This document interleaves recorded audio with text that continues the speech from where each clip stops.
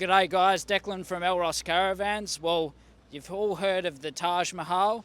This is the Chapmahal. It's an ECXR17, so let's go and take a look at this van now.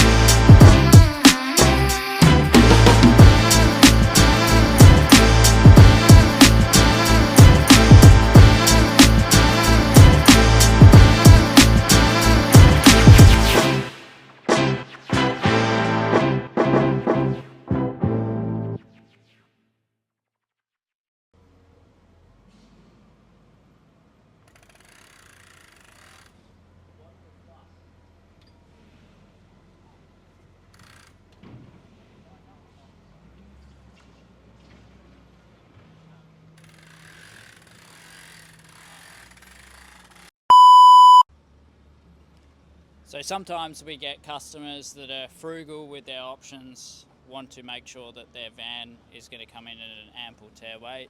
And then we've got customers such as Tristan and Megan Chapman behind us, and they're full send. So this van is a full send build with every conceivable option, opening and bit of equipment that you can imagine in this small compact ECXR17 Hybrid. So this van, for example, is a showcase of Elross's capability and what we can do with this platform. So if you structure the internal layout correct, you can get a lot of external living out of this platform. One of the prerequisites of this particular build was that they wanted to have a picnic table / pass-through into the kitchen area. So we were able to construct this specialised door with these attachment points to act as a picnic table, but also then they've got pass-through space into the kitchen area where they're going to put an air fryer and a couple other bits and pieces as well. And then we've neatly tucked away the airbag box with all the auxiliary 12 volt and 240 power in its own little nook, and then some room up here as well that's left over to put your mobile phone on charge or whatever you would like to do from that perspective. So that's one of the unique options that we've done on this particular build. Aside from being late November and it's already mid-30s in temperature, I've decided to put the awning out, not only to give me a bit of shade while we're out here filming, but to also explain a little bit about some questions I often get from the team in regards to kitchen setups in your Elross Caravan. So one of the queries we always do get is why is the cooking side facing opposite where the seating area is, and it's for this exact reason here. It's your awning arm that runs through. Now, not all the time you're going to have your awning arm attached to the side of the caravan. However, when you're doing your overnight stays or staying around for 2 to 3 nights, there's no real benefit in putting your awning arm straight out onto the ground. If you tie off the top with some attachment points and then make a triangular motion, and also your anti-flap kit, it's really strong in this manner. So leaving the awning arm on is perfectly fine, and for that reason as well, this is why we have the cooking zone facing back towards where the where the living space is, so you can still cook on that side whilst having the awning set up in this manner as well. Also just over the back here as well, with this ECXR17 Hybrid, having the bed all the way up the front has given us a lot of storage space. So they're putting a large angle fridge in this slide out here as well. So that'll fit nicely in that sort of zone as well. So there's a couple of reasons why I'm standing up here on the deluxe toolbox. One, to show you how strong and well made that our deluxe toolboxes are, but two, also wanted to get up here and just explain a little bit about our new solar panels that we're now going to be fitting on all of the caravans. This one in particular is a little bit different, where we've placed it on the actual downward slope, which we've not really been accustomed to doing before, but this is the new ETFE solar panels. So what's different about these is that they're an all black construction. They're a shingled cell technology as well, so it maximises the actual volume of room that we can use on the roof as well, and its efficiency rating is a little bit better than previous outgoing generation of solar panel as well. So up the front of the van, we've got our usual suspects in a DO35 Cruisemaster hitch. Also on previous videos I've mentioned before that we are now fitting the BM Pro Trail Safe breakaways as well, which they actually work off of the house battery. And you'll notice on this vehicle as well, on front of the deluxe toolbox, we've mounted a set of max tracks, which looks quite smart, and it should be pretty easy to access that as well. Blackjack is also on the front, and then also Tap on the A-frame, which is a standard right across the Elross range. And then further up, as I've just mentioned before, we've got the Gen 2 Elross wood box on there as well, which also has seen a 30% weight reduction since our Gen 1 version as well. Now, this wouldn't be the Chapmahal without extra options on the van side of the van as well, so or the driver's side, as some people call it. We've got a picnic table on this side that's been requested to be fitted. External shower as well has been fitted. And then down into our water waste, and also these customers have fitted the Boss jacking legs as well. So that gives you the ability to actually jack the van off the ground in case that you need to potentially change a tyre. It'll be much more fuss-free with the Boss stabiliser leg fitted to the van. Up the front, usual suspects, and everyone that should be familiar on the channel now that this is where our brains behind the vehicle is. So we've got our Alpha 100, 600 amp hours of lithium fitted to this, along with the RS3 1000 watt auto-changeover inverter. I don't know if Naz can hear that, but the thermo fans just kicked in. So it's got an auto set on the temperature in there, so if it detects that it spikes over a certain temperature, we've got the thermo fan to kick in to try and relieve a bit of heat out of that zone. We're also running the air conditioner as we speak right now, trying to cool it down before we run into the van, because like I mentioned just before, it's quite a warm day.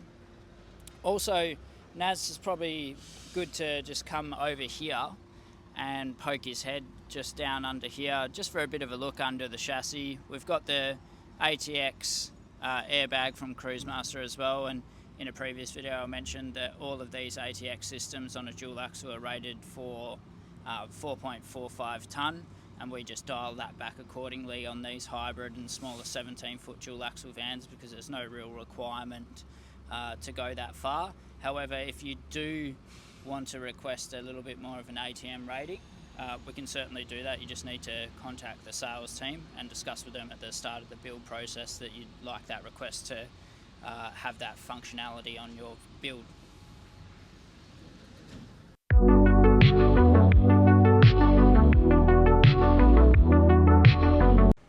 As you step into the Chapmahal, you're greeted by our unique Eco Deck made laser cut interior, which we've done specially for this client. And then we've also constructed a waterfall benchtop with our compact laminate range that we now offer as well. This one is called Florentine Walnut. It's quite a nice dark timber colour, and I think it really reflects well on the rest of the colour scheme in here, which is with the matte white finish. And then also they've opted to do our new for 2024-2025 seating options, which is the buck coloured interior, which is a bit of a distressed leather look, which looks quite cool. And they've done the single seat section here, so you can sit down and then you can still swing your table out and set it up for where you want to have a bit of a dining table. When you're not using it, you can just swing it away. You can even sit it in the seating area if you don't want to use it as well. Cupboards galore in this build as well, which also is a big factor to the end tear weight result, like I'll mention a bit later on in the video. But they've fitted a full pantry here, and they've also ended up doing a couple of unique slides in this as well, which does add a little bit more weight to the mix as well.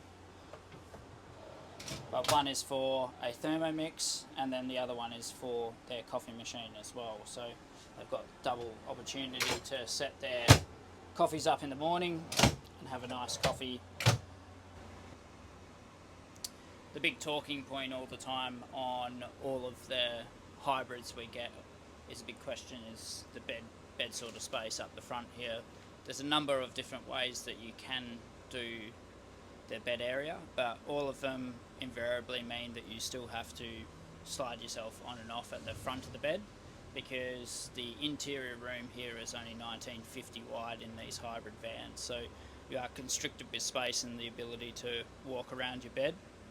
There's been some good options where some people put an infill cushion down.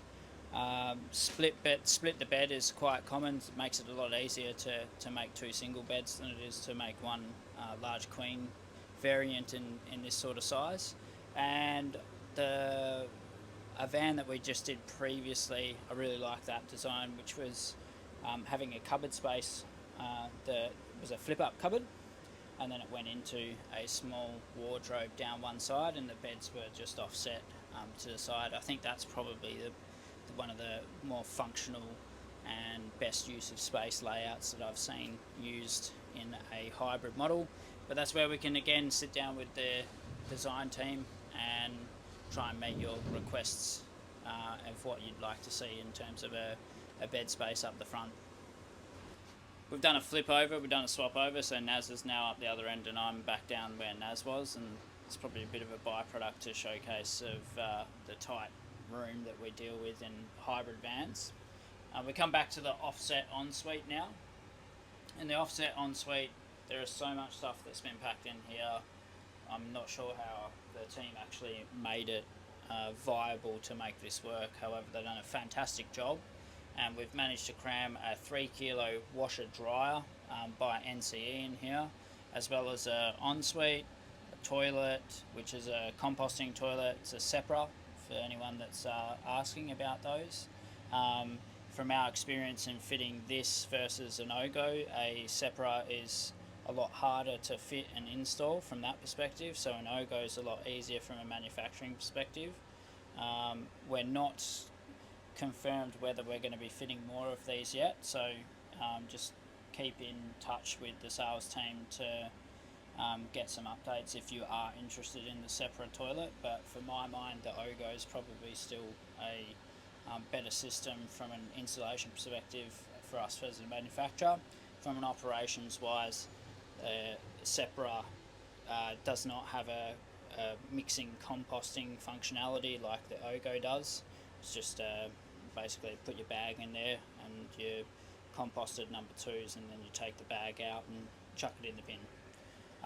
We've also done a medicine cabinet up around the corner there, so Naz can actually pan in and see that. So we managed to also squeeze a medicine cabinet in that space as well. as well as all of our auxiliaries for power, etc. So it was a real engineering challenge on this particular van with such a variety of different options and requests into this one to try and actually squeeze everything in there. And I'll just push this open so we can see the inside of the shower room as well.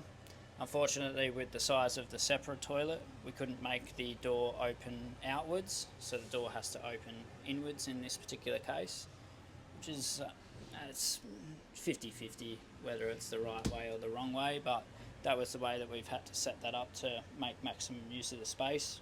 And then behind me we've got a whole heap of cupboard space in these zones. So this one's just a big shelf unit that's been fitted up the back here. And then more shelf space as well in this zone here as well, which is more of a wardrobe than anything else. They've also opted to fit a DC 130 litre fridge instead of the 230 that usually comes standard with the ECXR Hybrid. I think that was quite a smart option because they were fitting the quite large 80 litre angle that they've got going on the slide out fridge out the front there, so they were able to use that space for maximum storage instead. So I thought that was a little bit of a smart move on the customer's behalf to opt to do that sort of thing. And as pans a little bit further around, I'll show you the operation of the AC unit at the moment. So we're sitting on 20 degrees. However, it's not really that efficient to have the door open, so I'll close that.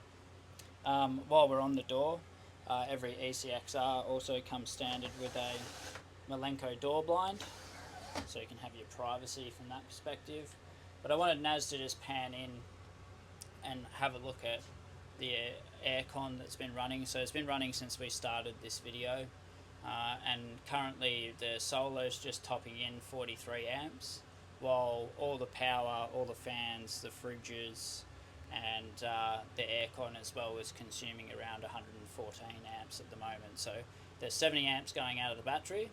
The solar's only putting in 43. The reason why it's not putting in up to the 100 capability that it does have, especially on a morning like it is because the batteries come from 100% and it's working its way down. So when it gets into the mid 80s, that's when it'll start floating and boosting the charge back up as required. So it's only putting enough in so it can steadily drain, because the way that lithium batteries are set up is the last parts of their charge, generally from 80 to 100%, take a little bit longer because they like to be charged fast and hard up to a certain point. So that's why you'll often see with your solar system that if it's not putting in a full amount like it should, it's quite likely that the BMS system is working out with its own calculations of what's the necessary input to feed into it at the time. And finally, to finish off with other appliances, we've also fitted NCE's flatbed microwave in this one. We've also got a couple of Sirocco fans in this particular van. We've got the Caravan doing the dust suppression, and then, like we touched on earlier, we've got the aircon, which is a My Coolman aircon. It's a 3 kilowatt system, and that's fully running off the battery at the moment, so it's cooling down the van. One other thing that I do want to touch on is windows, which we don't normally touch on in most videos, so we're going to give that a crack now. We'll see if it works. Okay, so on deliveries all the time, requests are how do the windows work. So hopefully this part of the video, a lot of people will get a lot of insight into the operation of these Dometic S4 Zeets windows. They can be a troublesome window, I'm not going to lie. However, after extensive use over the last 7 to 8 years, I've developed my own system when I use my own van that works for me. It may not work for you, but whenever I show customers, it is a lot easier process to make it less likely that you're going to have a problem when you go to open and close your blind. So what people need to remember is that these blinds are a roller blind. So over time, because they're on a big wound up clock spring essentially, over time, van vibration, multiple uses, they will lose their tension and they have to be retensioned over time. So that's a sort of normal operation with anything that's a roller blind. So what I usually do when I'm setting up at camp is usually I'll come to camp with them open, because I do get a lot of questions as well. Can you travel with the blinds closed? Yes, you can travel with the blinds closed, but also Dometic doesn't warrant anything where the blinds are actually closed, so just be wary of that. But I do fully understand and appreciate that some people want to keep the blinds closed, especially when you're travelling up north, to try and keep a bit of excess heat out, but just be aware of that from a manufacturer's perspective. Okay, so I'm going to have to clip the mic up here, so apologies. Right, so hopefully you'll still be able to hear me.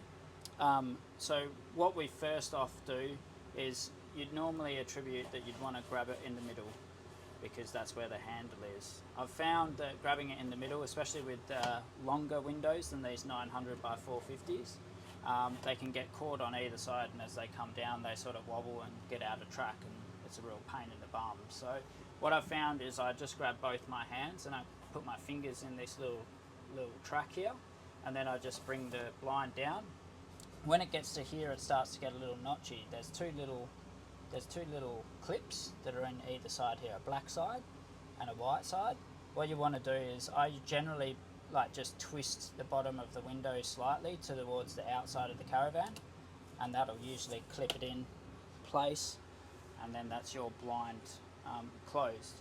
Once you've got the midgie mesh down to the actual blind roll, you can then grab both of your handles here and you can move your blind wherever you'd like. So if you want part blind and a bit of airflow, or you want full blind, you can do either or from that perspective. But that's the best way that I've found that works for me when I've been setting up windows when I've been camping on holiday.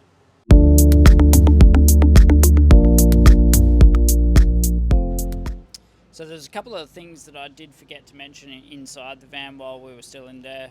Gasless, the van is gasless internally, so it's fitted with a Combi D6 from Truma. Also the customers omitted the induction cooktop inside as well, so you would have noticed that on the benchtop that there was no induction cooking. Price wise, an ECXR17 starts from $177,990 drive away.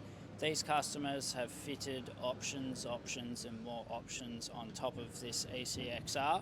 It is already well spec'd, but things such as this pass-through will be additional. Slides that they've done are additional.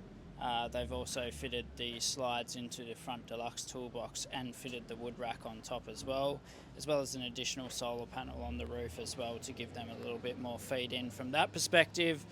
So just be aware that your base build costs, if you want something exactly the same as this, and the extra picnic table on the other side, is going to probably be additional to that starting price, just for your reference. In terms of a tear weight, all those options have a factor. The last ECXR that we just built and just finished in conjunction with this particular build, that build went 2565. This build went 2660. So all of these little add-ons and also the bigger pantry and the internal layout along with the washing machine, etc., which that was an option as well that I forgot to mention. Those factors end up increasing the tear weight, and that's the sort of difference that you'd be looking at. So just be aware that if you want a Chapmahal or Taj Mahal like this, we can certainly do it, but it's going to affect your tear weight at the end of the day. So as long as you keep that in mind, we look forward to building more of these. Please make sure you contact the sales team for any further information that you require if this video didn't give you enough already. And we look forward to seeing you on the next video. See ya.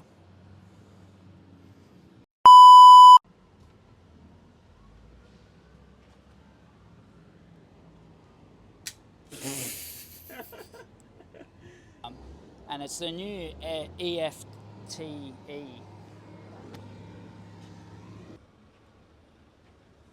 don't even know what to say. Unique entry step that we've done for these customers. You're gonna have to start again.